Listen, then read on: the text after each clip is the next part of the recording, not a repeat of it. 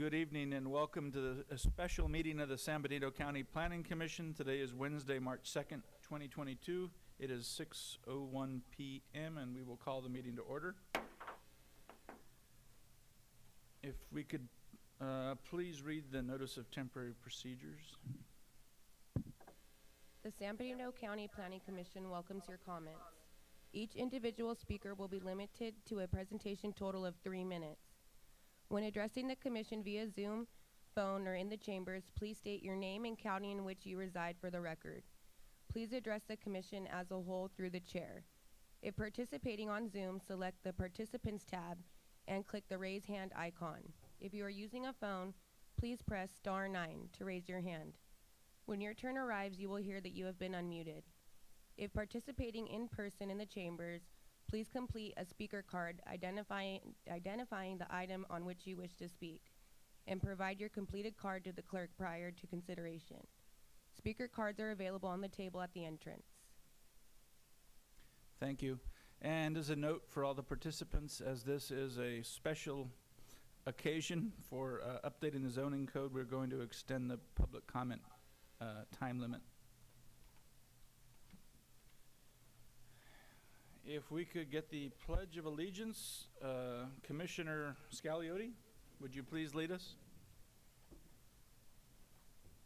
I pledge allegiance to the flag of the United States of America and to the republic for which it stands, one nation, under God, indivisible, with liberty and justice for all. Thank you. And a roll call of commissioners, please. Planning Commissioner Devin Pack, District 5, present.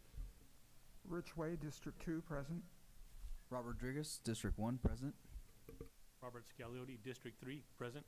And Robert Gibson, District 4. Thank you. Consent agenda.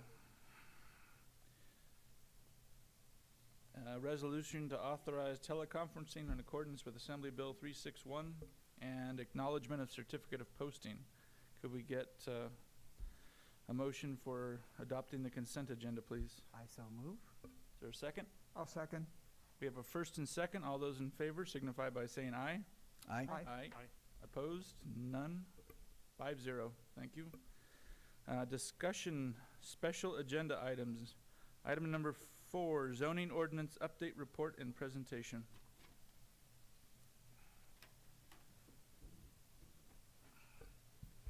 So I would just like to introduce Eric Norris. He's the consultant that's been working with the county for about a year and a half now on the zoning code update, and he will be presenting this evening. Thank you so much.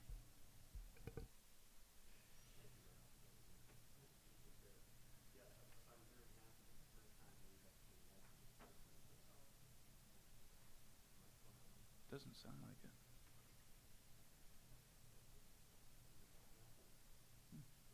There we go. Okay. Yeah, I was just saying it's been a year and a half that we've been working with Ariel and the staff here, and they've been great, by the way. But first time we've actually met in person, so pleasure to be here. So I wanted to give you just a brief introduction to the code. As Ariel mentioned, we've been working on this for a while now. There's a draft out, which I'm sure you have. It's been out for a couple months now.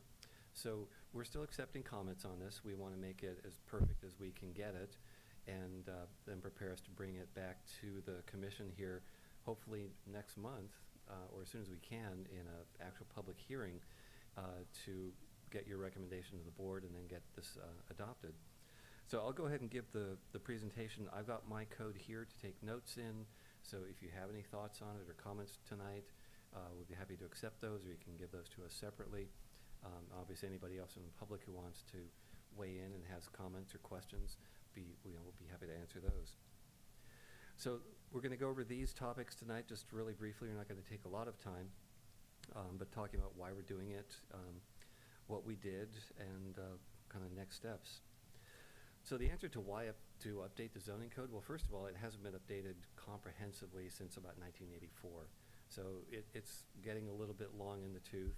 It also doesn't reflect your 2015 general plan because it really hasn't been comprehensively updated. So there's a number of things there just bringing the code up to date, implementing your new general plan, modernizing the way that we look at land use and zoning. The practice of planning does change a little bit over time. We're sometimes not the fastest to adapt, but we do update things. So we're trying to bring the code up to a modern standard. Definitely make it more clear and concise and user-friendly. That's something that I try and spend a lot of time on, is taking the language and making it as simple as we can, so that anybody can anybody can pick up the code and have a fairly good understanding of what it says. And then talking with your staff, there were definitely a number of things that we wanted to do in terms of streamlining the development review process, making it as easy as possible for someone to get things done in San Benito County. And we'll talk about that in a second, some things that we've just done away with, that processes and permits that were just really no longer needed. And then finally, there are a number of changes in state law.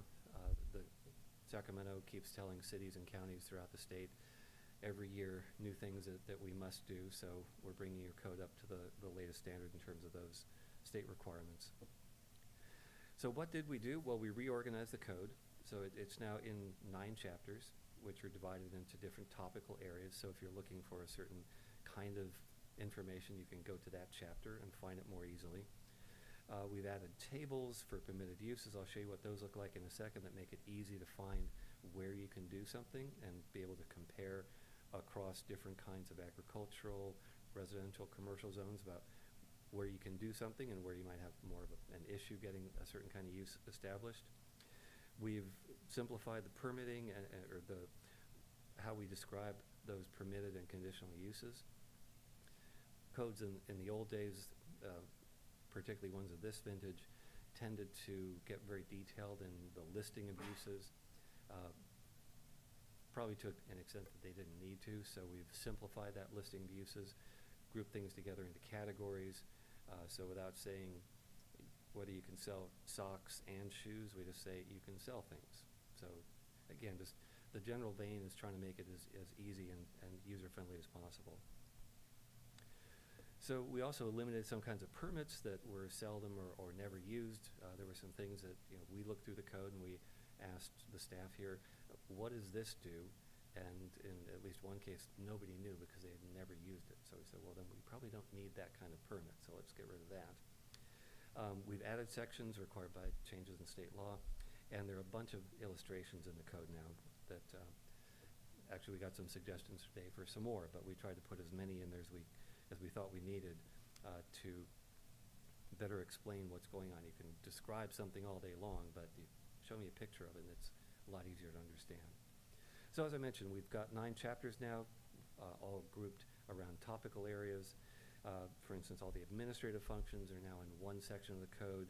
There's a chapter for specific use standards. There's redundant sections that we took out that we just didn't need. And again, the illustrations. So really quickly, here's an example of one of those land use tables. So what you'll see now, well, in your current code, you could go to a zone, like you could go to the agricultural rangeland zone, and then there would be a listing just in text of the things you can do in that zone that are either permitted or conditional.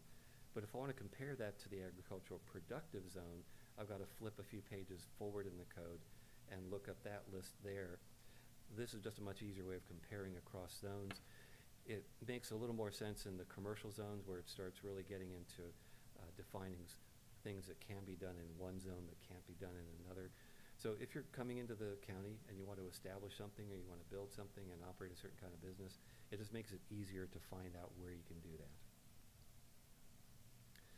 So in terms of permitted and conditional uses, as I mentioned, one thing we did that was particularly important here, definitely talking with your staff and kind of our charge at the beginning, was to make the business of agriculture as easy as possible from a zoning standpoint. So we've expanded the definition of what commercial agriculture is. I'll show that on the screen in a second, but to really encompass everything that's associated with running a commercial agricultural enterprise, so that there's no question about, well, I'm farming here, but can I also fix the trucks that I'm using as part of my farming business? And the answer to that now is yes, because commercial agriculture is not just putting a seed in the ground and growing it, it's all those other things as well. Wineries is another example. We've expanded the definition definition of what a winery is.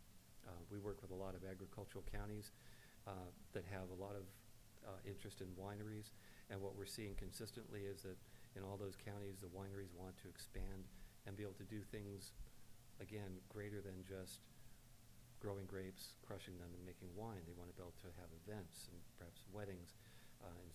Some parts of the state, they want to have restaurants in them. So we've expanded the definition of what a winery is.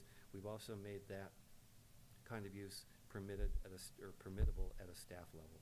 So rather than having to come back here to the Planning Commission in a public hearing mode, most of what you want to do in a winery can be done at a staff level. Home occupations, rural home enterprises have been updated.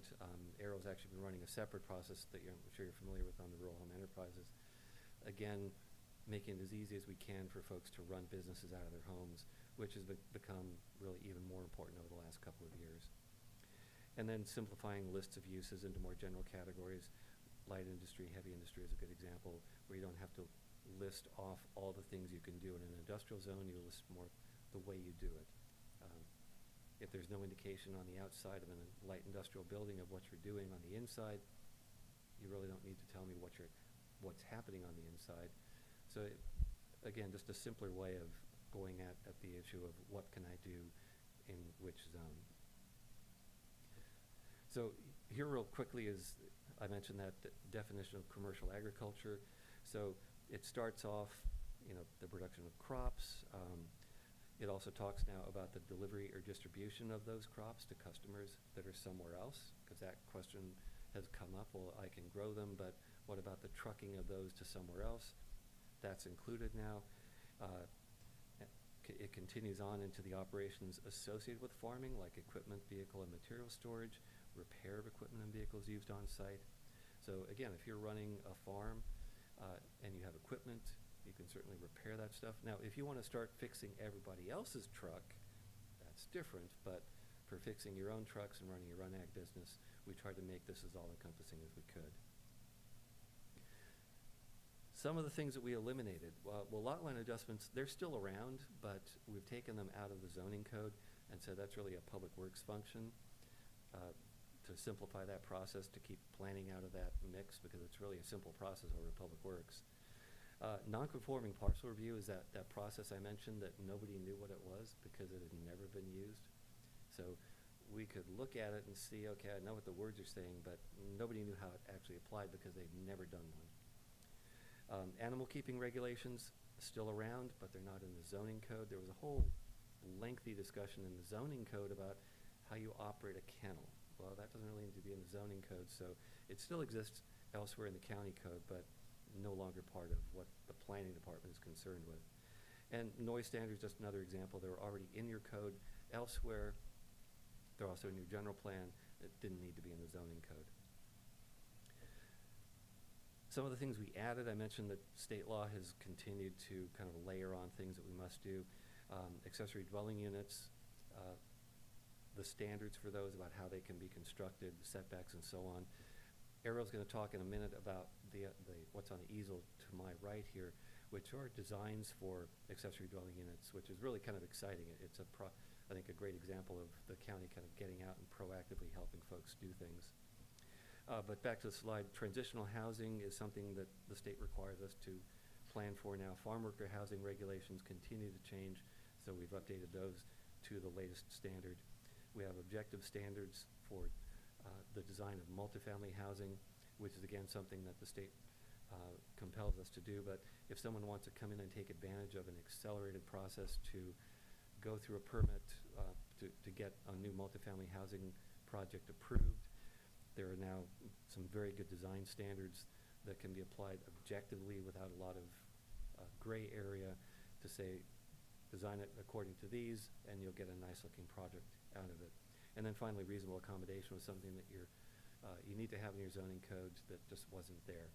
And that's a process where if someone, for generally reasons of a disability or some other particular need like that, needs to do something that the code would not otherwise allow, you can go through a reasonable accommodation process. And my favorite example was the miniature goat that I had to go out and meet.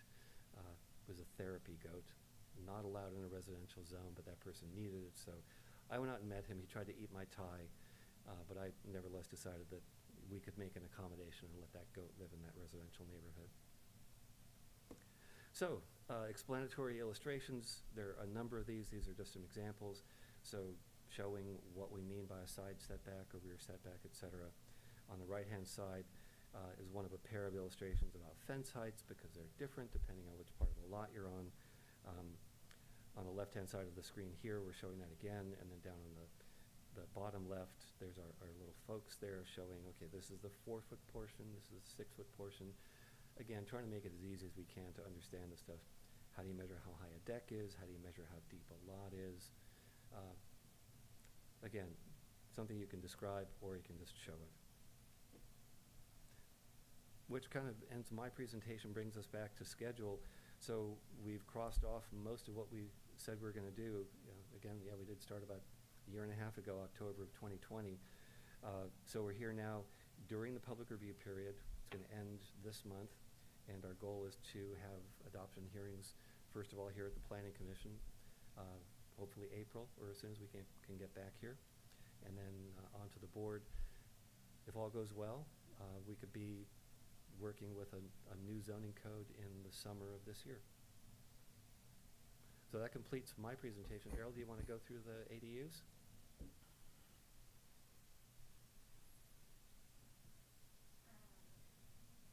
So the county was able to come up with additional grant funds to have 6 pre-approved architectural ADU and ADU plans that will be free to the public.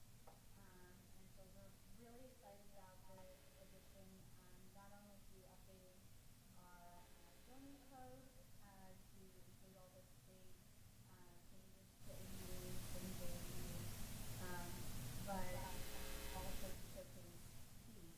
So the first one is actually a JADU plan. It's only going to be 420 square feet.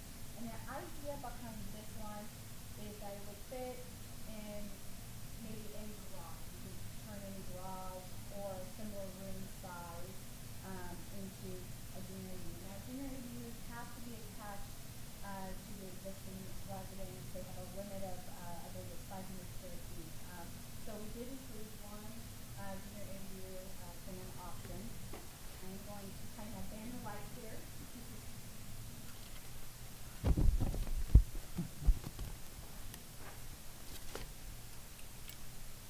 Our next model is a 500 square foot ADU. So again, this is a smaller option size. It could be built into a room or it could be separate. So ADUs do not have to be attached to the main residence. That's different. So we did want to provide a smaller option. We're working with in our county anywhere from 5,000 square foot lots all the way up to we have people with 10,000 acres. So we wanted to kind of provide a variety of different options in this county. So this is our 500 square foot ADU option.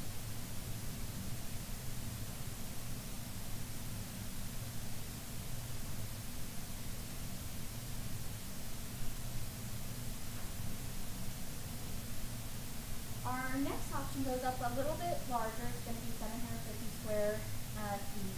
And again, each of these options we did try to make it a full home. So you'll see on some of the previous one and this one, some outdoor area space you're creating as well. Lots of windows, using open light. And this is going to be a 1-bedroom, 1-bath living space with deck.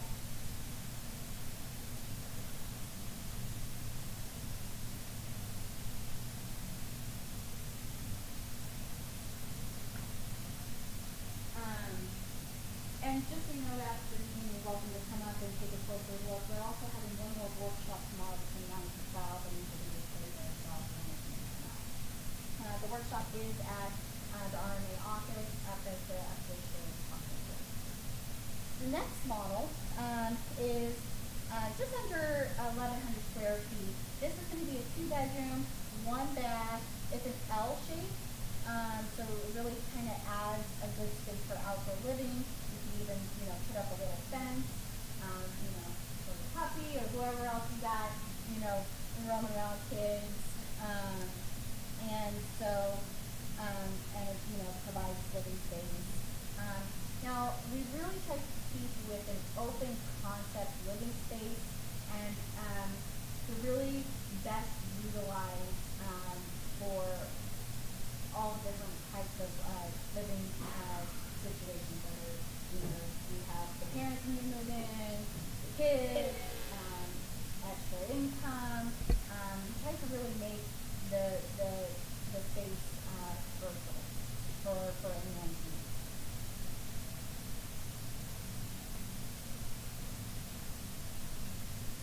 The fifth plan is a 1,200 square foot, so it's larger.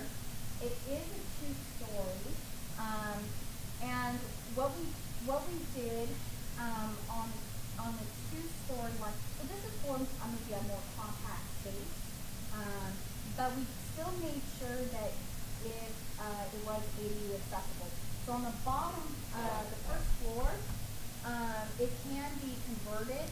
There can be a partition made to turn it into a bedroom on the first floor for anyone with those needs. So upstairs is 2 bedrooms and a study area. One of the neat features about this one was a massive window that kind of went for both stories, really opening up, providing lots of light, and kind of this modern farmhouse style.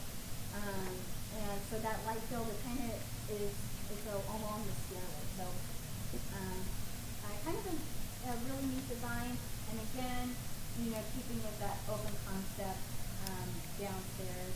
The 2 bedrooms upstairs have actually a Jackie Bell bathroom. And then when you get on the landing, so that's study space. So let me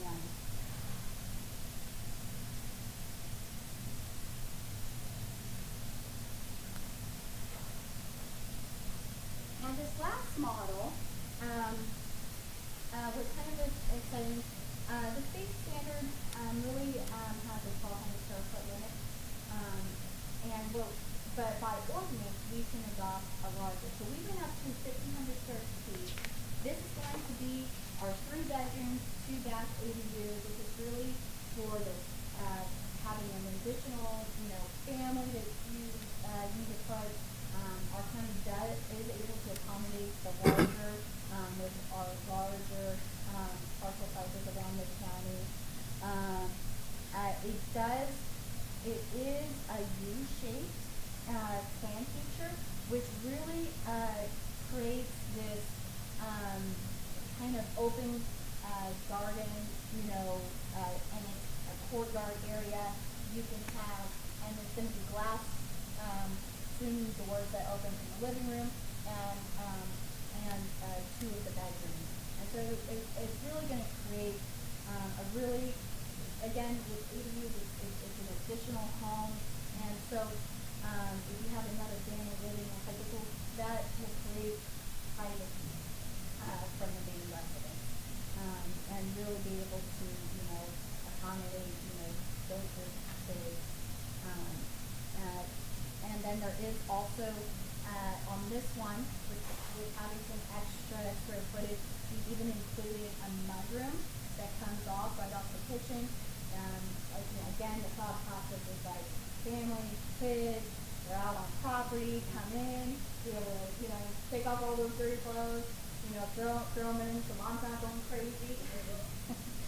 And so this one, all of these were really, we tried to, we had a budget for 6 plans, and we really worked hard to try to get a good variety to fit different needs around the county. So this is our last one to showcase. If there's any questions, I'm happy to take them out. I just have a question. By the time this thing is approved by the Board of Supervisors, will there be a materials list available for each unit? Yes, so there is going to be the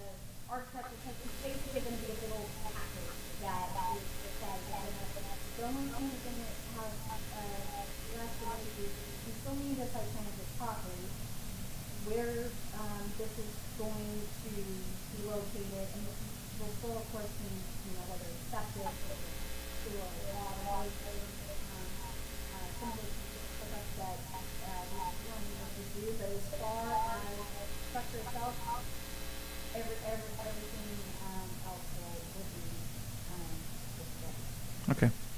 Other commissioners have any questions, comments? Commissioner Way. Yes, I do, actually. I'm a little concerned with the two-story one that you showed from the standpoint of lines of sight. For example, you would typically, maybe not always, but you would typically expect an ADU to be behind, if you will, the main house. And if in fact this is a two-story ADU behind, for example, a single-story main house, that might be a little problematic from the standpoint of the vista presented. I assume that that will be taken into account when approving a particular project? So when someone submits for this, again, they're still putting on a site plan, we're still Right. wanting to look about, looking at things, when following along with, so, a good one, a good having that council being built are 2 stories along the, county. And again, this is just 1 and a 6. Sure. All the electrical single story. So I think, to the second check, when they come in, we'll be able to. Okay. Thank you. Thank you. Any other questions, comments, or concerns? Members of the public? Yes, sir. Oh, could you go to the microphone, please? Up to 5 minutes. Except for Ms. Salinas.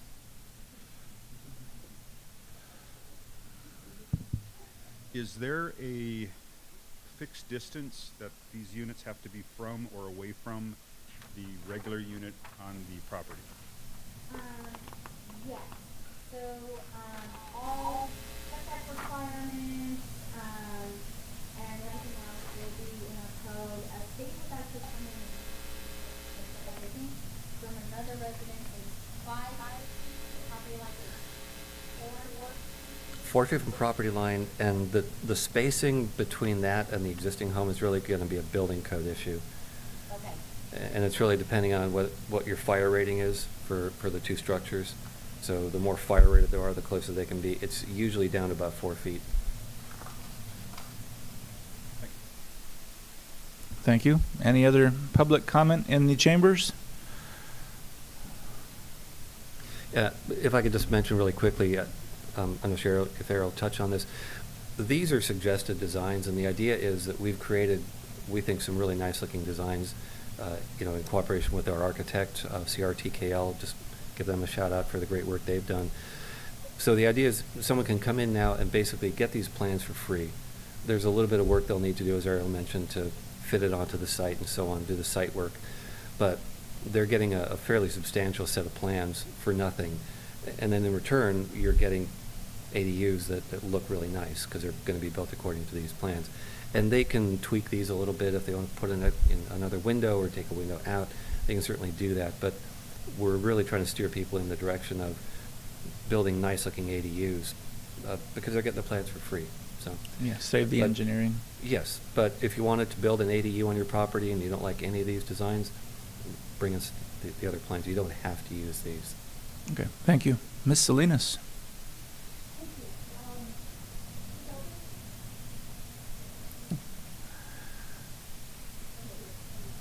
Okay, so I think we all need to be open-minded. We don't tell developers whether they have to build single-story or two-story. So if someone has the property, especially because this is based for county properties, and I know that there are pockets of within the city that are county that this can be really good for. So I'm just wondering how many ADUs are allowed per parcel, Or is there a restriction that only one? I'm just curious about that. And then with regards to the wineries, so maybe I don't understand what a winery is. Is a winery considered where you make the wine, or is a winery where you grow the grapes? Vineyard. Sorry? A vineyard would be where you grow the grapes. Okay, so a winery winery is definitely where wine is made, because I know that, for instance, we have a business in District 1 where they're already a mom and pop, they're a bed and breakfast, and I'm wondering if that vineyard would not be able to be turned into a winery because they're saying that their wine is being made somewhere else, because this is also something that's happening in Gilroy. They've turned their winery, they've turned their vineyard and have built what they're calling a winery. So this is not something that would happen in San Benito County. I just want to make sure that all of a sudden we don't have all these, people with 7 acres or whatever of grapes deciding that they're going to build themselves and call themselves a winery now because they want to try to build a business. And those buildings would have to also be, if they're going to start popping up like that, and I don't want them to, I want people to make business, but I don't want them also, because a lot of people use this as a tax write-off by growing the grapes. So there's that. But I want to be able to make sure that there's the competition is actually for those that are already in the business, that they can do this. And I'm just curious, what is Interwest in the shirt that you're wearing? Interwest is the company that I work for. Okay. all right. We're a consulting firm. We do planning, civil engineering for cities and counties throughout the western U.S. Okay, and then real quick back to the setbacks when they were asking. I would assume that the setbacks would be not to exceed that, to make it more expensive to hook up to the existing sewer and water would be taken into consideration, instead of someone mentioned, that so many feet or whatever. I don't, you could always put it on the other side of someone's parcel, but at the same time, they're doing these ADUs because it's less expensive and because the state is allowing us to do that. So I just want to make sure that it's understood that that's taken into consideration, the sewer and water hookups, as to the distance of where they're being located. Thank you. Thank you. Could you answer the question about how many units are allowed on a parcel under state law? Yeah, ADU, you get 1 per primary dwelling unit. You can also get 1 junior ADU. So you could end up with an ADU and a junior ADU. Okay, and a junior ADU is attached to the primary residence. It's part of the house. It has to be part of an existing house. Okay. So you could take that bedroom in the house and convert it into a JADU. Okay, thank you. Are there any other public comment requests? Any via Zoom? Do we have anybody on Zoom? Zoom. Okay, thank you. Was that the end of the... Oh, yes. Valerie Eglin, School Road, San Juan. So what I'm understanding is that one could do a property split just as procedural through Public Works. A lot line adjustment. Now, what's the definition between a lot line adjustment and a property split, et cetera, et cetera?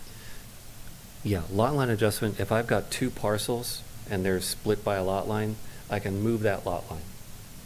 So I can make one parcel bigger, the other parcel smaller, whatever. If I don't have 2 parcels, if I have 1 parcel and I want to make 2, that's a split, and that's different. So that's a mapping process, but a lot line adjustment is usually a fairly simple process. So the 2 parcels that you end up with have to each be the right size and shape and so on, but you have to have, if you are just moving that line, that's just a lot line adjustment. Thank you. Any other public comment? Oh, seeing none. Public comment is closed. Did you have anything else, Ariel? I do not, except again to let the public know. We'll have one last workshop tomorrow morning between 9 to 12. It's at 2301 Technology Parkway, Resource Management Agency / Sheriff's Office. And if you go in, it's actually on the second floor of the Sheriff's Office conference room. So I hope to see more people there. And that's all I have. Okay, I'll give the commissioners a last opportunity if you have any comments, questions, or concerns before we adjourn. Commissioner Scagliotti? Yes, I have one. What are the impact fees on these ADU units? How are they going to be based? So currently there is an existing fee schedule. When we do bring it to Planning Commission, one of your recommendations you could make to the board is to take a look at the fee structure for this, for the board to direct staff to maybe adjust existing fee schedule on it. But right now that there's an existing fees that we're having to use. And how much is that? It's a calculation based on where you live, the square footage. So I could try to get you an example. I can send off an email, but it's quite a bit. Thank you. Okay. Any other comments, questions, or concerns from the commissioners? Yeah, Mr. Chair, there actually is a whole section in here on impact fees for ADUs. Basically, if it's less than 750 square feet, you don't charge any county collected impact fees. Now, that doesn't include water or sewer service or garbage or recycling. If you're 750 square feet or bigger, it's the proportionate fee that you would have paid for the main house. So if your ADU is a third the size of the main house, you pay a third of the fees. School fees, those kinds of things, any other agency or special district other than the county, you just collect those fees. So the school district has to come up with a fee for an ADU and we collect that. Okay, if we could get a motion to adjourn, please. I motion we adjourn. Is there a second? I second. Commissioner Pack seconds. All those in favor signify by saying aye. Aye. Aye. Opposed? Hearing none. Motion carries 5-0. Thank you all very much. And hopefully we'll see you tomorrow morning, if not our next regularly scheduled meeting.